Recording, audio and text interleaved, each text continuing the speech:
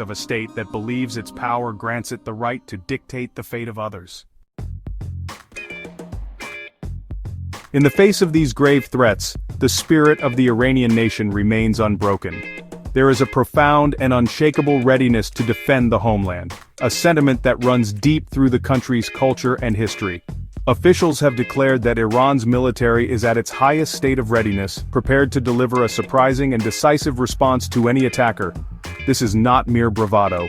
It is a reflection of a national character that has been tested by revolution, war, and decades of sanctions. The belief in the right to self-defense is absolute. The people and their government are united in the conviction that they will not stand by passively while their country is attacked. They will stand and fight for their sovereignty. Beyond the promise of retaliation, there is an equally powerful promise of reconstruction and perseverance. The words of President Pezeshkian resonate strongly. Even if Iran's nuclear facilities were to be destroyed, they would be rebuilt. This highlights a core aspect of the Iranian psyche: resilience. It is an understanding that true strength lies not just in the ability to withstand a blow, but in the determination to rise again, to rebuild what was broken, and to continue the march of progress.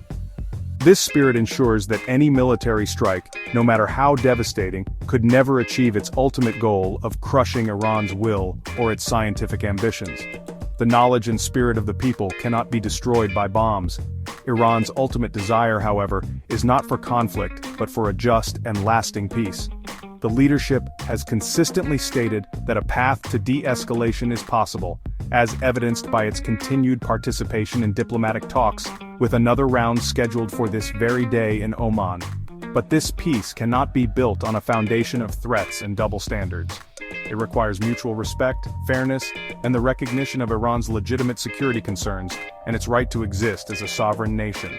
Peace is achievable only when diplomacy replaces aggression, and when all nations in the region, including Israel, are held to the same standards of international law and transparency. Iran stands ready for dialogue, but not for surrender.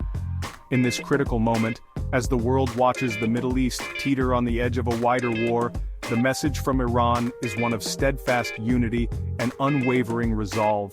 It is a call to its own people to stand together against injustice, and a message to the world that the nation will not be intimidated. The spirit of Iran, forged in the fires of history and resistance, is its greatest defense. It is a spirit that values independence above all else, and is prepared to pay any price to protect it.